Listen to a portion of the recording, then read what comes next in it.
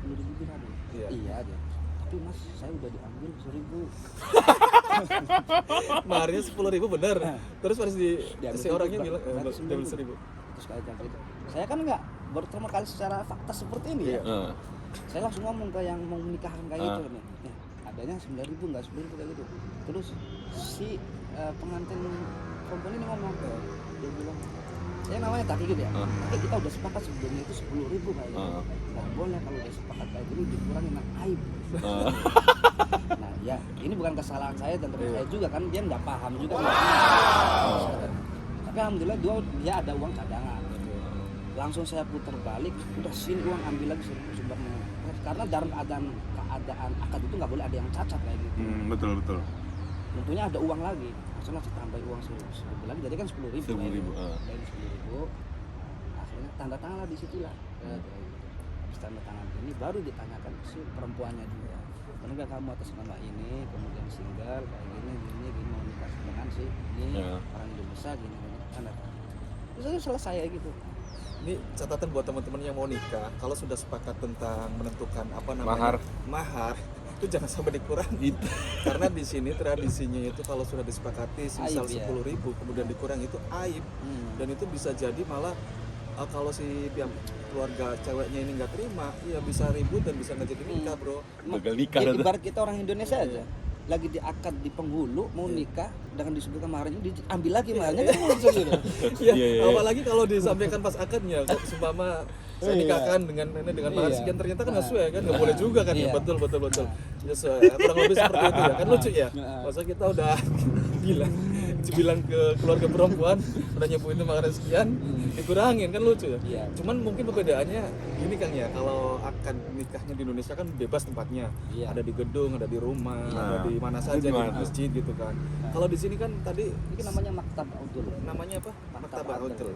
Jadi semuanya tempatnya di kantor gitu ya. Jadi kita ya KUA itu. KUA-nya di situ dan akadnya di situ. Nggak ada nikah di masjid tuh bang, di gedung gitu, di masjid gitu nggak ada. Jadi kalau yang di luar itu berarti untuk acara seremonial pestanya gitu, walimatul arsnya gitu ya.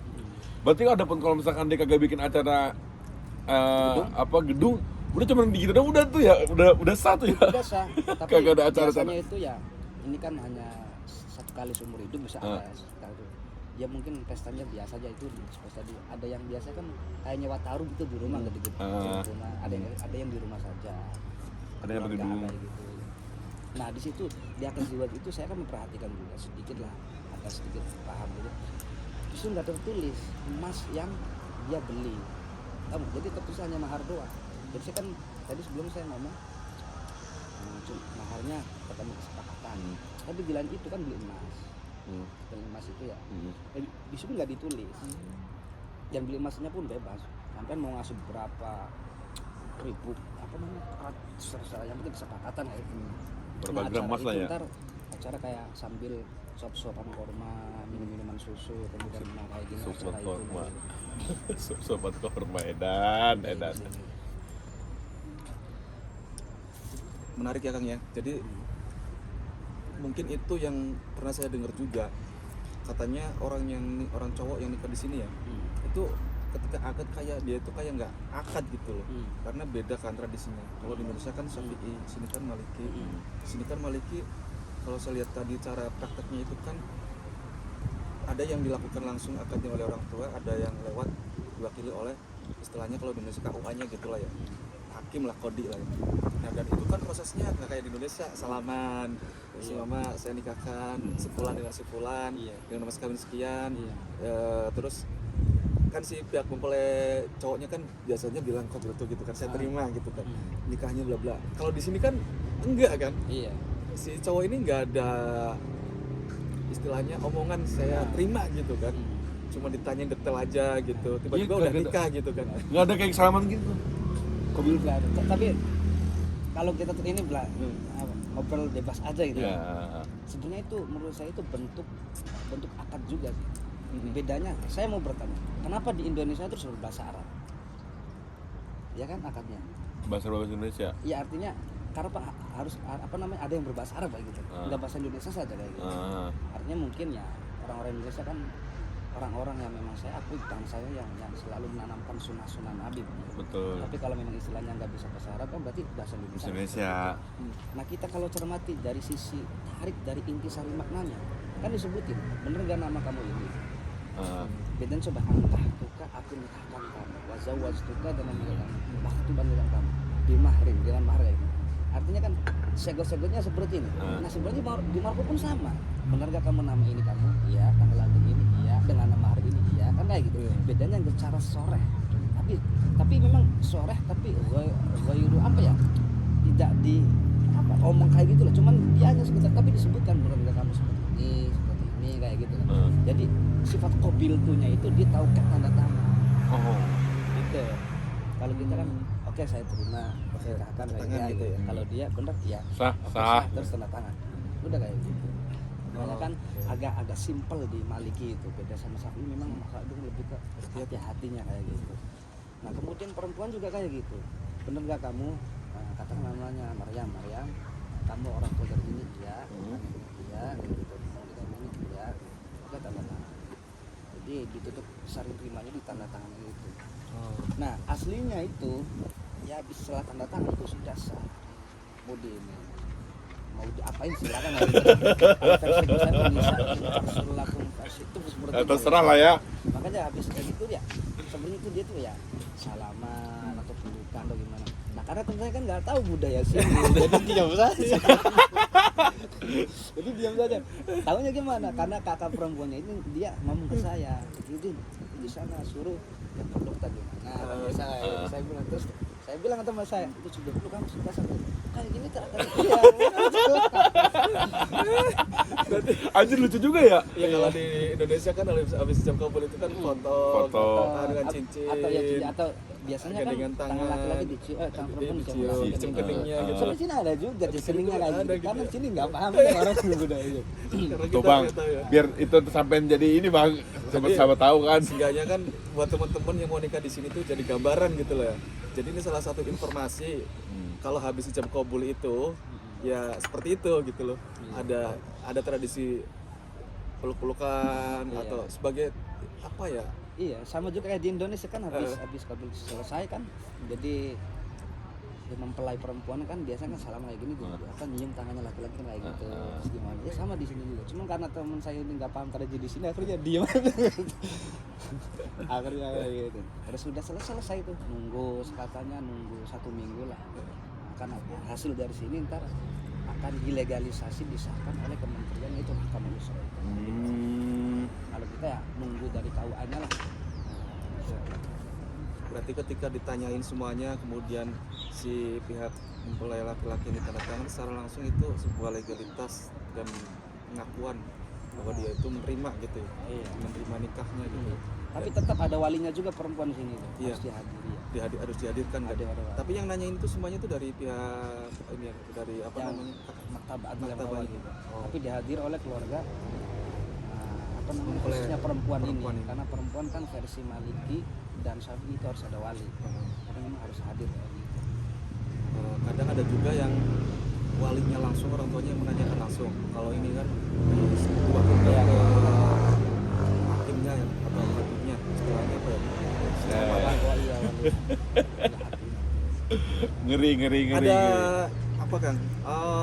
Pengalaman yang menarik atau mungkin yang lucu lainnya lagi nggak? Yang mungkin perlu diinformasikan ke teman-teman karena kan kayak tadi itu suatu yang menarik ya. Jadi habis ijab kabul ternyata harus ya boleh lah ya, udah halal lah. Sebagai bentuk ekspresi sudah halal gitu ya. Itu istilahnya kalau di Indonesia boleh berpelukan atau cium kening atau salaman gitu lah ya. Biar lebih romantis, lebih akrab gitu lah ya. Hal lainnya apa kan? Hal lainnya itu ada ini satu lagi. Jadi ketika sudah sah itu kan ya udah akad, kemudian dia kan tidur itu nyewa hotel 1 hari kayak gitu si pengantinnya itu. Terus si calon mempelai wanita itu ngomong ke saya, boleh nggak dari salah satu keluarga saya ikut ke hotel? Buat apa itu ikut? Nah saya kan bingung, udah sah, udah kayak gini kan ikut kan kayak gitu, bikin ribet aja kan kayak gitu ya. Ribet orang dewasa maksudnya. Terus kan terus saya tuh bingung banget, kenapa kamu takut kayak gitu, ini kamu kan udah suami istri udah kayak gini kan harus. Akhirnya dia jawab belak-belakan sama jadi budaya di sini itu setelah akad kayak gitu mau apa ya bahasanya Mau itu, hubungan ya mau suami hubungan, istri. mau marosa jinsia kayak gitu harus salah satu keluarga mengizinkan. Jadi meskipun akad itu ada secara gitu, harus mengizinkan melalui apa saya kurang Akadnya begitu gimana jelas. Jadi mengizinkannya itu ya salah satu takutnya keluarga ikut di situ tapi beda kan tentunya kayak gitu. Jadi kalau dia langsung ngomong oke kamu diizinkan jadi sudah kayak gitu. Ibaratkan kayak masuk ke rumah aja kali ya, masuk ke rumah cewek nih dulu kali gitu ya. Artinya gimana ya? Tapi kan gini kan, prosesnya lo ya, kan lucu gitu. Pertama memang secara langsung ketika terjadinya akad kan berarti pihak keluarga sudah mengizinkan kan, Iya, untuk seterusnya kan. Nah, Tapi mungkin itu menjadi bagian tradisi ya. ya, Jadi budaya budaya di sini gitu kan. Jadi si pihak keluarga laki perempuan ini orang tuanya harus benar-benar ngomong gitu ya, meskipun udah ada ijab kabul ya. iya. Nah ngomongnya ini kan yang menarik di sini, apakah harus malam atau siang? Masa Mungkin dari salah satu keluarga bilang kayak mungkin kalau diizinkan silakan gitu. Apa namanya karena rasa mesti ada rasa takut mungkin ya oke. di apa ya pertama kali dipecah lah seperti itu gitu. Makanya harus Pertama kali ditombak gitu. Apanya diizinkan tuh? kayak gitu. Tapi yang saya perbeda-perbeda itu yang uniknya di sini beda kota beda Beda. tradisi bahkan syarat-syaratnya pun beda gitu kayak semacam tadi itu saya pernah mendengar di daerah kayak Sarsowan, Tenjer, kemudian Agadir sana itu yang bikin bayar pesta itu perempuan laki-lakinya sekedar apa ya mahar doang kayak gitu. Ada yang juga istilahnya di rapat kesini itu Laki mahar sama 70% mahar pasti mahar aja. Jadi apa yang penting sebelumnya itu kita harus sepakat aja kayak gitu, harus sepakat supaya enak. Ya ini informasi yang lumayan menenangkan ya buat teman-teman Indonesia ya. Ternyata setiap daerah memiliki tradisi sendiri dan ternyata tidak semuanya ketika walimatul aras atau perayaan ya itu ditanggung oleh pihak laki-laki gitu. Iya. Jadi buat teman-teman, jadi kalau memang mau melangkah untuk lebih serius itu dibicarakan baik-baik dengan pihak keluarga laki-laki di sini atau perempuan di sini. Jadi hal apa saja yang menjadi tanggung jawab si laki-laki atau perempuan yang ada di Indonesia gitu ya, biar dipersiapkan gitu. Iya. Cuman bayar habis 450 dirham ke Mahkamah Usra setelah dilegalisasi. Jadi berkas sudah masuk semua nih. Mau ditentuin apa namanya akad siwas itu bayar 450 dirham. Habis itu udah untuk masalah administrasi itu doang. Ya paling perlengkapan kayak semacam apa namanya syahadat tibiah itu namanya soal kesehatan gitu. Syahadat tibiah kesehatan bisa dibikin di sini bisa dibikin di Indonesia. Di luar itu ya paling mahal sama pesta udah kayak gitu doang. Simpel juga ya. Simpel banget gitu. Nggak harus undangannya pun nggak harus pakai undangan yang dulu tuh ribetan di Indonesia menurut saya gitu. Iya. Ribetan di Indonesia.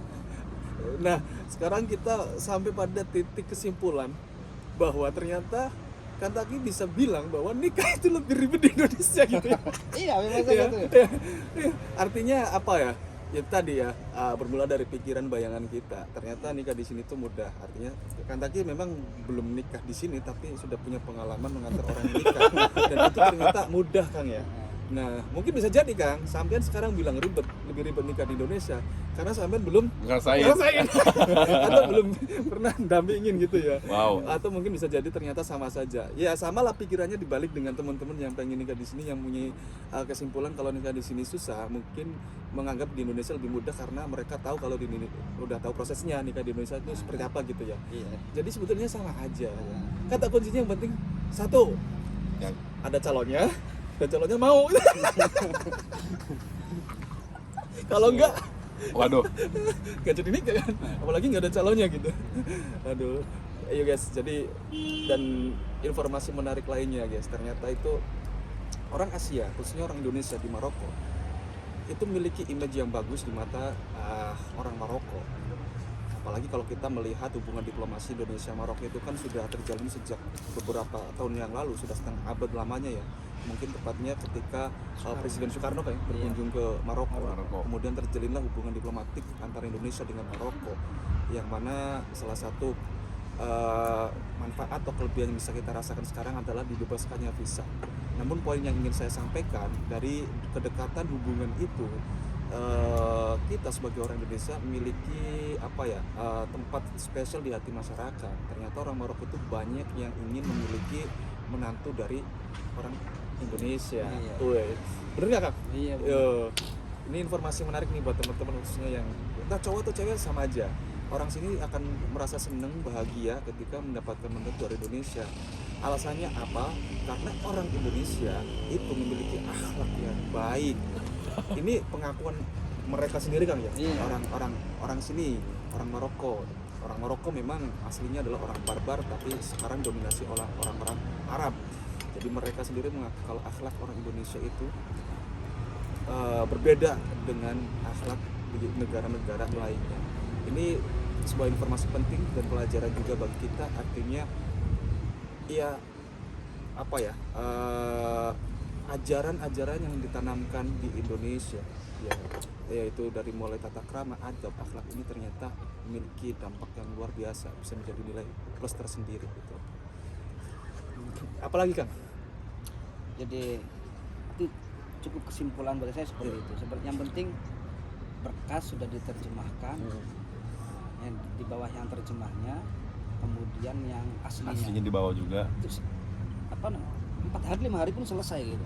Kita datang kemudian ke mahkamah, lapor diri ke mahkamah Udol Menglikra gitu. Tentunya sebelum itu kan udah konfirmasi dari pihak perempuan gitu. Kita digabungkan berkasnya, bisa itu dikirim ke mahkamah Usra, dikirim ke mahkamah Waitul Aman, selesai. Jadi kemarin tuh lambat itu nggak ada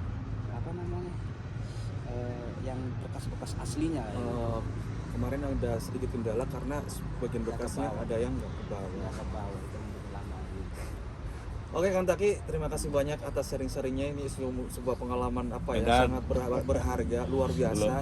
Semoga bisa memberikan gambaran bagi teman-teman di Indonesia yang pengen nikah dengan orang Maroko. Dan ini juga pelajaran buat Gojal ya. Kalau ada yang nanya bisa di sharing Jal, kalau bingung jelasinnya Jal ya. Ini sudah khusus dibuatin videonya Jal ya. Oke, buat teman-teman yang masih kepo dan masih penasaran, masih pengen tahu detail tentang khususnya yaitu terkait informasi pernikahan di sini, tulis saja di kolom komentar. Insya Allah nanti akan kita sambung penjelasannya di video berikutnya. Terima kasih yang sudah menonton. Jangan lupa untuk like, share, komen, dan subscribe. Bye.